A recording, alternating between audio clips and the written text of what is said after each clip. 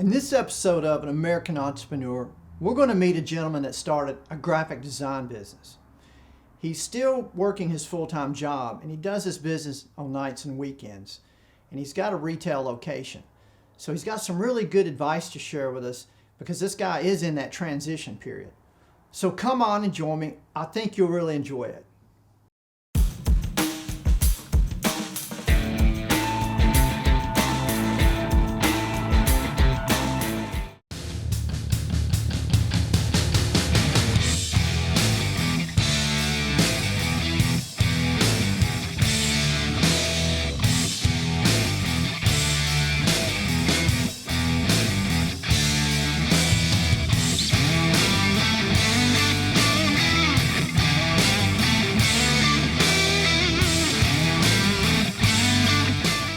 All right, introduce yourself and your business. I'm Craig Bywater. This is Cheeky Bugger Design, and we're a graphic company, and we try and take care of people's needs as for advertising graphics, vinyl graphics, wraps, and decoration. And we're in Lewisville, Texas. Excellent. So how old is this business? When did you start it? Tell us the story of how you got into graphic design and how did we end up where we are today? Well, I've been in graphic design and loved graphics my whole life, and so about 20 years ago I got a little machine and started playing around with it, and I had to teach myself everything. It was before really that there was any instruction for anything on YouTube and the internet period, so I just sat down, learned everything myself, and started a little side business doing cut vinyl graphics, and then took a break from that for a little while, and then about 2.5 years ago, opportunity came to where I had some free time to be able to start this up, and I wanted to keep myself busy, and this is my second job, so I wanted to, when I got home at night time, I didn't want to be just sat around, so started this business up and been building it up and making it pay for itself, and then it's starting to become a very successful graphic company. So you actually have a full-time job right now. You do this evenings and weekends. Yes, sir. Yeah, I'm a certified professional test and balance engineer. I work on HVAC systems in big high-rise buildings and college campuses and anything that has a sophisticated built-up air conditioning system. Are you planning on building this into a full-time business, or you just pretty much like it the way it is? Because it sounds like if you are, you're pretty much in a transition period. Yeah, we've got I've got people who come in here and help me out to I'm planning on this being a full-time business. Because it's not a full-time business doesn't mean we don't put out the same products that a full-time established business does. It's just we do it in a time when I have available to do it, and we're able to do it at a lower cost because we don't have as much overhead as everybody else. And but I've got people who come here help me out doing peeling graphics and helping me apply graphics. I've got an installer who does my stuff down the street. We've got 3 bays that we can do installs, tint, anything that needs to be done on a car. So you outsource the install part. Yes, you sir. do all the design and actually making of all the Yep. product, and then you outsource the install. Yes, I know when I'm not good at certain things, and installing is not one of my fortes. I don't have the patience for it, so I'd rather hand that to somebody else. I realize that I can do everything, I just can't do everything at once, and so I'd prefer to hand that out, and it just lets me be able to handle other business that would otherwise be taken up with doing installations. What's a typical customer, generally speaking? We've got customers all over the gamut. You know, we've got construction, we've got auto, just residential repairs, commercial construction. It's all over the place. It's basically anybody who needs graphics, you know, anybody who needs sign work, anybody who needs advertising, we're there to just take care of that and take that headache away from them. And what are your revenue streams as far as is it just pretty much the design and printing of these graphics, or do you do other areas of this business? The design part of it, it's obviously a huge part of it, but we've got a lot of customers who come who've got pre-designed graphics that they can hand to me, and we can just work them into our format and do them whichever way we want. But we do a lot of logo design, but the most income that we have is coming from doing the installations on vehicles and on locations, doing window graphics, wall graphics. We can do digital wallpaper, so we can take pictures that people have taken or designs people have taken and basically stretch them to an infinite size. So we can basically make your business look like anything that you want. The world's your oyster. In this business, you've got to be able to catch people's attention. You know, you've got to be able to make them look at things and accept that into their brain. You know, and so if you overcomplicate things, it just makes it harder to do the graphic and make the graphic. I like to be able to make it to where it's very simple to do it in any format that we want to. If we want to do cut vinyl, we can do that cut vinyl, or if we want to do a print, it's just so it's a very versatile graphic and that we can use in a bunch of different scenarios. If they want to use their logo graphic in a Facebook post, you've got to visualize your design to be able to fit inside a circle or fit in certain spaces to where they just don't look goofy, you know. And my biggest thing is just keep it simple. Well, how did you come up with the name Cheeky Booger?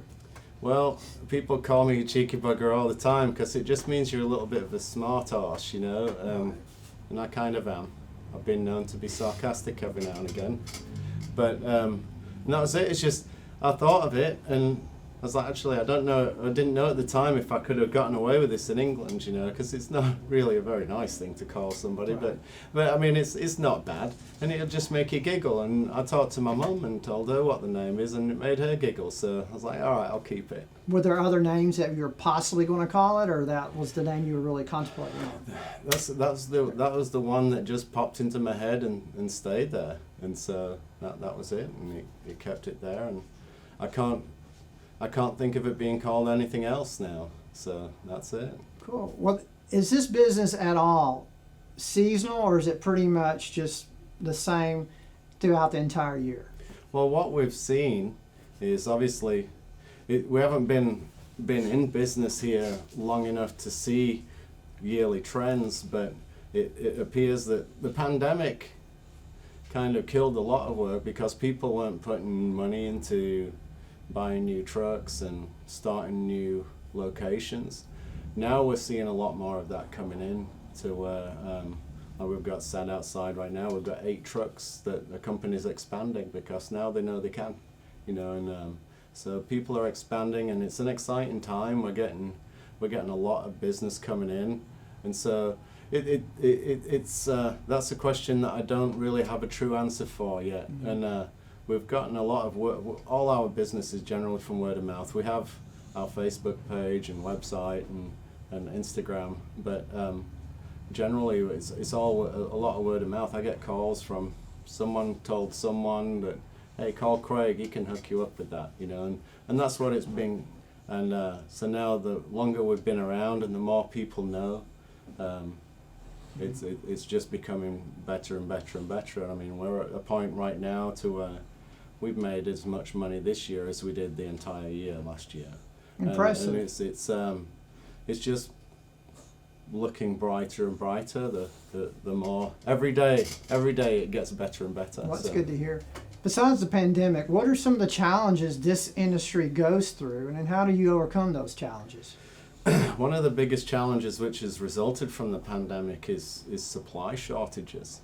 You know, I've been having to be cognizant of keeping items in stock that are generally hard to get hold of, because I don't want a customer to be able to come in here and say, hey, I need this, this, this, and this, and then, well, I can order that for you, and then normally something that would have gotten here the next day is now taking two weeks. Or I've got, in one case, I had to order special vinyl for somebody.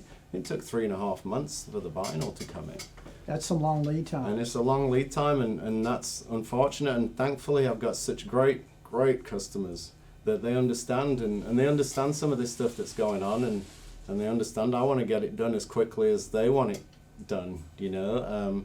But that's one of the biggest things, is setbacks for that. But then as far as producing the material, producing the product, there's not really any good time or bad time for that. It's the installation. The weather is a big factor on installation on a lot of these wraps and vinyl, because it can't be too cold, and then you've got to let the stuff cure, and so you want it to be pretty temperate, and so that's the only other thing that I think that would really affect this business. Well, I would think, being in graphic design, one of the big challenges would be having people that are very, very picky, as far as, like, you do a design and you bat it back and forth so many times that it becomes just so laborious that it probably really wasn't worth your time. Does that ever happen? Yeah. How do you deal with that? What we do is, whenever it's all to do with the way we approach the project from the get-go. You know, we have different schemes that we can go with for when we're doing, say, logo design, for example. I can quote people prices for, I'll give you 3 proofs, and then you get 2 callbacks on it. So what we'll do is I'll give you 3 proofs of your idea. We'll sit down and meet and discuss what your ideas are, and I'll kind of tell you what I think of that, and we can shuffle back and forth. And at the end of the day, it's your graphic. You know, I'm here to make you happy. But what I can do, a lot of people come in with an expectation, and they come out with something different, because I like dogs, and I like the color blue, and I like this and that and the other. Well, you're selling Christmas trees. What's that got to do with that? You know? And that's what we've got to try and do, is get these people to where they're happy with what they've got, but then they've got an effective tool. You know, logo design is a tool. You know, it's a tool to attract people. It's an impression. It's an impression, and so you want that tool to work for you, and that tool's got to just make people pay attention to what they're looking at, you know, and that's a lot to do with getting through people's heads that there's a lot of things that I would really have liked to have put on my logo that I think that are my favorite thing, but that's not anything to do with cheeky bugger. You know, it's a tool. You've got to make it work for you. Well, also, I know, what very little I know about graphics is there's a really big art in matching multiple colors and fonts. You can't just throw all these different fonts.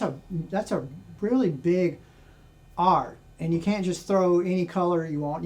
But how do you approach that? Do people ever come to you and they say, I want this color, and this color? You're like, yeah, that's hideous, or the fonts. And yeah, I mean, this is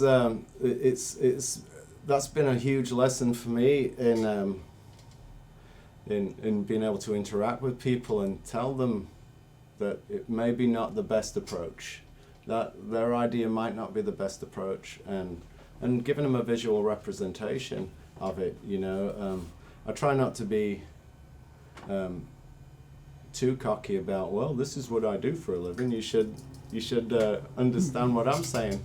But I just try and present them with a simple fact. You know, I'm not trying to sell them on it. It's just this is. I really think this might be a better approach. You know, because you got to make them happy. You've got to make them happy, but at the end of the day, all of us have got to be happy. You know, and I think I'm putting my creativity towards it, and I think I've seen nothing but good has come from it. You know, I've never had an experience with any of my clients where we've been unhappy. You know, everybody is using their logos and proud of them. You know, and so I guess what we are doing is working, because everybody seems to be happy, and it seems like it's a good approach. You know? Well, I usually ask about your marketing, advertising approach, but pretty much you said your word of mouth. And But do you post a lot on Facebook and Instagram to just kind of stir up something, maybe some additional new customers? Yeah, we've been posting on Facebook a lot, and we've been getting a lot of pretty neat jobs coming in, so we've been able to put those on Facebook and advertise what we're doing, and so that has been getting us a lot of business also. We're seeing over the past month we started putting more stuff out on Facebook, because what it was at most it was me getting this business together and trying to figure everything out. You know, you can't hire someone, I don't think, unless somebody watching this knows of somebody, but you can't hire someone to come in and go, can you teach me how to use this printer with this computer with this here and that there? And so it was hundreds of hours of me sat watching videos on how to run this and how to install this and how to do, and so it's been great joy learning all this, because now my head's so full of knowledge, and now I get to hand this knowledge to the people who come and work for me doing this, and it gets to be a lot better that way, because everybody can work a lot easier. But doing that, it's taken up a lot of time, you know, and then we've been fortunate enough to get a lot of the business coming in, and so it's always a constant thing in here of trying to improve the shop and move it along a little bit more so we can do different things. And as we're doing this business, we see, well, if we did this way on the next one, it would make things a lot quicker, a lot more efficient, and everything would come out looking better. And so that's the one thing we've been able to do, is learn from our mistakes and don't be set in stone. You know, I would have liked to have been just doing super cool artwork and doing neat installations everywhere, but you just got to pay the bills sometimes, you know, and bread and butter is people who are coming in and wanting their advertising work done, and so that's what I'm more than happy and pleased to do for them. So a lot of that figuring out your business is pretty much the startup phase of it. Are you 90% through with it, or 80 or 100? Or yeah, I mean, we've got I know you're always learning. Yeah, we're always learning, but the thing is, we've gotten to a point now to where you can focus on I can business. focus on it, because I had to figure out how to make everything work, and then I had to learn how to teach someone how to do it, which is another thing, you know, because I had to teach myself, now I've got to teach them. And I think, though, that we've got focused in doing our print graphics and our cut vinyl graphics, and we've kind of found our niche, you know, and so that's what I'm happy doing, and that's why I'm happy now to put my sign outside and go, yeah, we're open for business, and because I know that I'm a lot more confident now in being able to put the product out that I promised people, you know. And we're always expanding here. We've got another room here that in the next week or two is going to be expanded, so we can have 2 people working in there without interrupting the 2 people that are working in here. So how many employees do you have? It's just me and Natasha right now, but I've got 2 people who are coming in, and they come in part-time, help with peeling graphics, but we're hoping to, I'm hoping to have within the next month have someone here full-time, 8 hours a day, or however many hours a day we need to be here to keep stuff going. What do you do about phone calls? Those are all going to a business line, but generally because you have your full-time job. Yeah, I have my full-time job, but those go to a business line, and I have the freedom of being able to do a lot of stuff. I don't let my cheeky bugger affect my regular full-time job, but at breaks I can check phone calls, but generally it's email and text communication, and I've again not had any problems with people trying to get hold of me. You want to get up there, pal? That's Frankie. This is Frank. Bulldog. Yeah, pick him up, Sean. If someone wanted to start a business like this, what are some pieces of equipment they need? Just somebody that's just wanting to get started, brand new. I mean, of course, you got to have a computer, but tell us a few items that you really have to really get going. You got to have a computer, and you got to have a lot of knowledge of design software. Which ones? Adobe Illustrator, Photoshop are the main ones. But then you've got, depending on if you're doing cut vinyl or print graphics, there's different RIP software that you can use to be able to do that, and it's going to be a learning process. Also, all the programs are generally alike, but it's just you've got to know your little intricacies of each one, and then it's getting some good basic equipment. That's you can't just go with cheap stuff, because you get cheap results with cheap stuff. What is that? Is that a plotter? Yeah, you got a plotter. You can do a. What is a good quality? Roland makes plotter cost? Roland makes great plotters. You can get started for about $1,000 for a decent 24 to 36 inch plotter. And there's no reason. There's lots of companies out there that sell reconditioned stuff. You've got a lot of businesses that are big businesses that what they do is they just recycle after 3 years the lease is up on the equipment. Okay. Give that back to Just the the company lease. and get the new get the new stuff in, and they sell. That's how I got this piece of equipment that I've got here. Is I had to buy it used. I mean, this is a $26,000 machine new, and so I just had to do it as economically as I could. How old is it? This one is about 4 years old, and I've had it about 6 months. And This is your workhorse, isn't it? This is your my main workhorse. This does a lot. This is all the equipment. print. This is all the printing, and it's a beast, and it took a lot to learn, and it's not a cheap machine to feed. It likes to be fed lots of expensive parts and lots of expensive ink, but it does its purpose. It does what it's supposed to do really well, and that's another thing. It's been a miracle learning how to use that thing, and now with that thing being able to do so many things for the business that we could never do before. That just completely changed our business model, because we couldn't do a lot of the stuff before. What is it called? The brand and model? This is an HP latex printer, 61 inch, and it's a beast. So we can print on anything, and the good thing about these latex printers is whenever you print the graphics, it's got a curing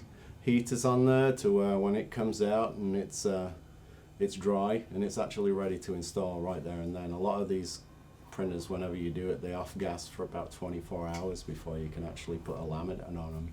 So we can put these through and then put a clear laminate over the top of them to add extra protection. That'll add years of protection to it. But it's good enough vinyl and good enough print to where you can actually put it outside without any laminate, and it survives for a very long time. So there's no material that you can buy or run through it as a test. When you print, it's on this expensive vinyl here. Oh yeah, there's no second chances. Right, Once it's on there, it's on there. It's not coming I was just out. thinking, is there something cheap you can run through? They're like, okay, it looks good, and the size and the the scale. Yeah. Okay, now let's put on this roll. How much is one roll of this vinyl cost? It's all dependent on what type of vinyl it is. I mean, it goes from $1 a square foot to $20 a square foot, depending on. What is the norm? What is the norm you're using? Well, in this generally, business? what we do for installing, when we do wrap graphics, it's about between $10 to $15 a square foot installed for a wrap. So if you've got a box truck, we take that box truck, we measure the dimensions, and depending on the $10 to $15, it's depending on if you've got rivets on there. The installation's a lot harder with the rivets, and so we take that into consideration. We just measure the square footage, and that's the price that you get for doing the print stuff. Well, I know you outsource the install, as we mentioned earlier. Mm-hmm. Do your customers pay you everything, including install, and you pay the installer? Yes, sir. I present again, we want to give our customers the least hassle that they can have. They don't want to worry about, well, I've got to write a check to this guy, write a check to that guy, write a check to the other guy. So what we can do is whenever a customer needs anything, well, they can come to me, Craig, I need a logo, but then I'm going to need hats and t-shirts and banners and graphics for my car. Even if it's stuff we can actually do banners and cups and mouse pads and stuff like that here, but it's a lot easier and cheaper for my customers for me to outsource that to partners that I use. And but then what I do is I pull all that together. If I've got a customer who wants something, we sit down and I'll bring people in who I work with. I work with lots of designers, and I'll work with marketing people, website people, who, whatever you need, I can bring it in and we'll sit down around a table. You tell us what your ideas are and we'll make them happen. And then we just hand them to you. And all I do is then hand you a bill that's got everybody's stuff on it, and all you have to do is worry about talking to me about it. Well, how do you price it all out? I mean, do you give them a range? I mean, how do you, if I told you I've got 3 trucks and I want you to do some graphics on my 3 trucks and put something in the front of our building, a sign, and maybe do something when you walk in the foyer, a small sign. I mean, how do you price this stuff out? Well, a lot of it is just, it's a case-by-case basis, because we've got to consider several things. Materials, I guess. Yeah, we've got to consider materials. We've got to consider whether the customer's coming to us with a print-ready design or not.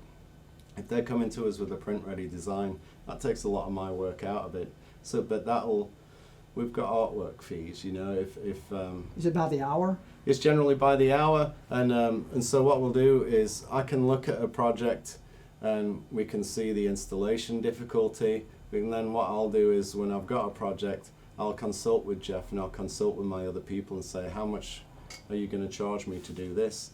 And they bring that to me, and then I put that all together in the final price and present that to the customer. Do you get a retainer? What we do is, depending on before we start designing, we do ask for a deposit, and it's generally a percentage of what the project's going to be. Is it refundable or non-refundable? Non-refundable. If we're starting designing on, if you bring me a truck and say, I want to do 3 of my trucks, but I've got no idea what I want to do. Here, I've got an idea for my logo, and what we're going to do is, we can first off start by doing a logo package where I can say we're going to charge this much for. We've got different logo packages that we can provide, where we'll provide you basic logo, or what we can do is provide you then with print packages to where you can send those out to printers with high quality images. And then we have other packages where we basically provide everything you need, where you've got your Facebook logos and your Instagram logos, you got logos that you can use on letterheads, and when we put all that stuff together for you, so you've got a package, you get a thumb drive that's got all your information on it. Then also we have the packages where you own complete rights to all your logo, all your designs, and if you're using us, we're going to give you a really cut rate on those logos that we've designed for you. We'll give you 20% off of any graphics that you get done also. So what about copyrights? Do you get to copyright for them? I get to copyright those for them, and we can trademark their designs, and that's all to do with the different levels of logo design that we do. Okay, so what's some advice you would give someone that really wanted to start a business like this? Just a few pieces of advice that you really wish you had known when you first got started that you learned later. The biggest piece of advice that I can give people is learn how to delegate. There's a lot more goes into a business and learning a business than you ever thought about. The longer I've been doing this business, I've surrounded myself with people who are smart. You don't want to surround yourself with people who are just going to yes you along. If someone's telling you something, I've learned to listen, especially if they're a successful business person. It took me a long time to grow up and learn how to listen to people and not let my ego get in the way. And I realized that my life wasn't where I wanted it to be, and my career and my business wasn't where it wanted to be. So I looked to people who were good and were successful and kind of emulated them. A lot of it didn't make any sense to me because I wasn't around that stuff, and so it was a massive change in thought processes of of learning from successful people. And since I've started doing that, then it's been successful. You know, you can't shirk away from doing things, and learning from people is one of the biggest things you can do. Don't ever think you've learned everything about this. I learn stuff on a daily basis. And I come down to the shop and we go down to the install bays, and I got a bunch of old school guys who've been doing these type of things for a long time, and I get to learn. I think I learned a lot of stuff until I go down there, and I literally learn something every day that I come down here and hang out with these guys. Well, I know that you said that you have a full-time job and then you come here in the evenings and work on weekends. But how do you pace yourself? I mean, don't you really get exhausted at times? I honestly don't. Really? Well, that's I should, you're a but gifted person. And I mean, do you ever take time off to recharge? I mean, yeah. I generally try and come down here. I will be here Tuesday, Wednesday, Thursday nights. You know, and what I try and do is at the beginning of the week, I'll get with Natasha and I'll say I'm going to be here Monday, Tuesday, Wednesday, Tuesday, Wednesday, Thursday, and then we'll plan time together to do other things. But I enjoy this so much, and it brings me so much that I don't consider it work. You know, my regular job is work.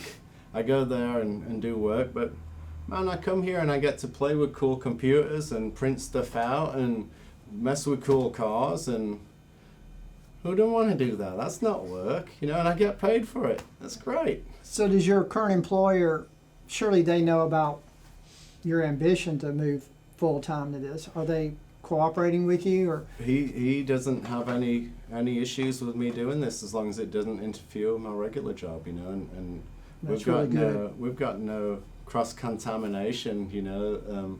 Air conditioning and graphic design don't really tie hand in hand together. Right. Well, I know a lot of people, you know, just they don't want you to leave, and I know Right. you're a very valued employee there. You're very key, actually. Right.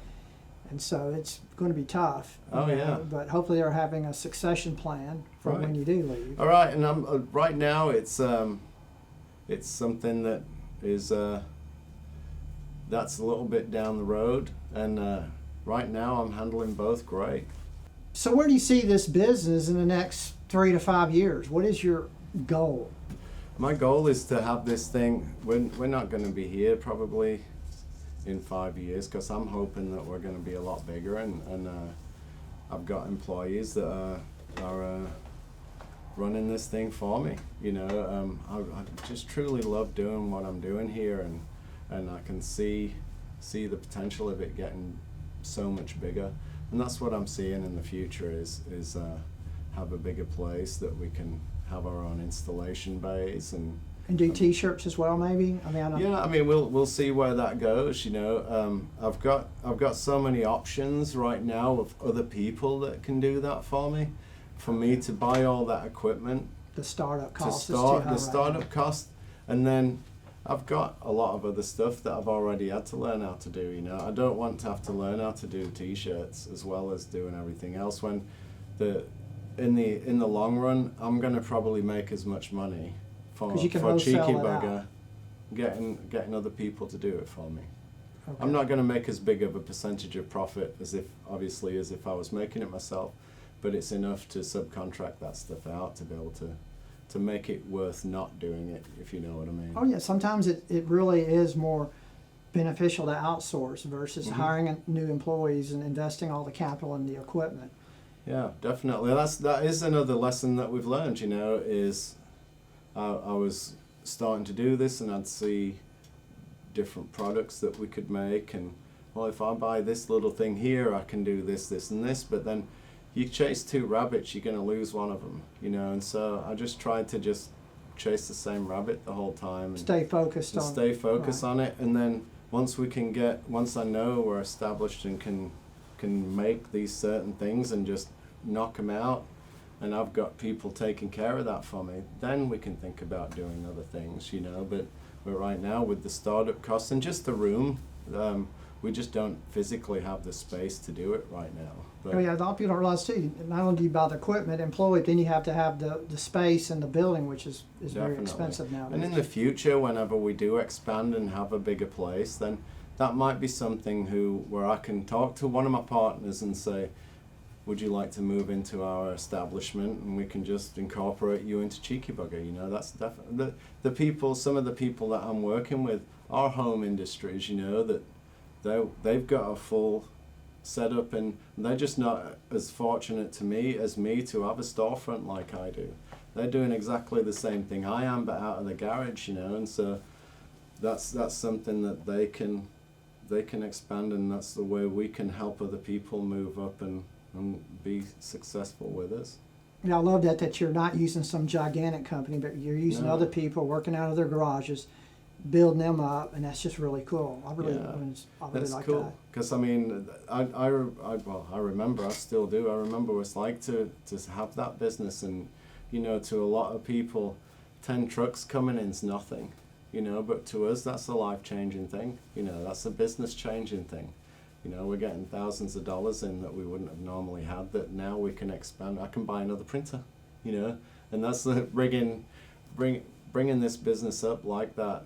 It truly is a blessing to get these customers coming in and trusting us, because these aren't massive businesses either, you know. They're not, but I mean, like White Knight is a very successful pest control company, and they go through trucks, and we've just been fortunate enough to get their work, and from that we've gotten other companies who are coming in and wanting us to do their graphics. You know, we've got with my business in HVAC, I get to work closely with a lot of general contractors. Because you're mostly doing commercial, right? Yeah, I do all commercial. We don't do any residential in my HVAC, and so I work with a lot of general contractors, and I've been doing that for close to 30 years, and so I know a lot of people, and some of the people that I've been close with, they know that I've started a graphic company, and what that's turned out to be is a couple of these construction companies. I'm doing all the job site signage now, all the safety signage and banners around job sites, and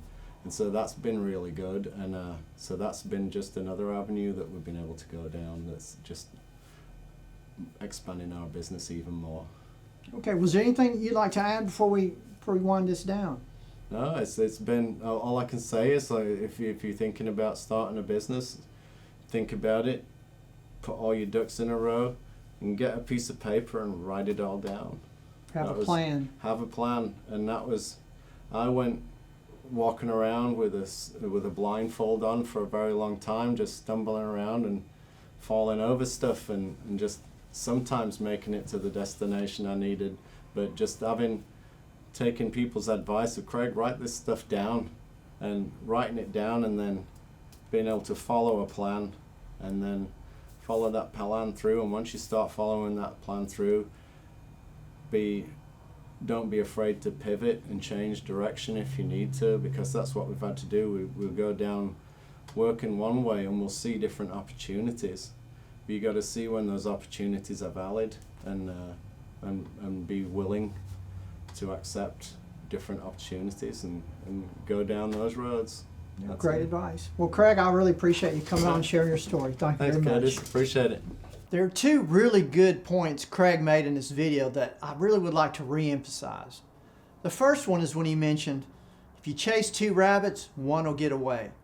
So oftentimes I see new entrepreneurs trying to do too many things at one time, and they don't realize that as they're chasing other opportunities, capital has been eaten up pretty quick.